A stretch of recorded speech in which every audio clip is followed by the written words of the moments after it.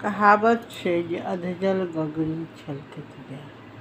एगोटा खूब तैयार भेल रहथिन आ दोसर गोटा जे रहथिन तऽ ओ नहि ओतेक सिंपल रहथिन, तैयार भेल नहि ओतेक तैयार भेल तऽ ओ आबि कऽ की कहै छथिन ओकरा बोरिंग करैके लेल, भाभी आप बहुत अच्छी लगती हो, भाभी आप बहुत अच्छी लगती हो। हक्का बक्का किछु नहि बजलै, लेकिन कहलकै जे पहिरने जे छलए गहना कि ने, ताहि दुआरे हमरा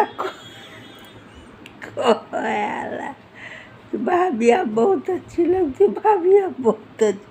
किएक तऽ ओकरा गहना दिया नहि कहलिए, तारीफ केलिए, तैँ ओ हमरा तैँ कहै छै अधजल गगरी छलकैत जाय। तऽ कहतै जे पहिरत तऽ छमर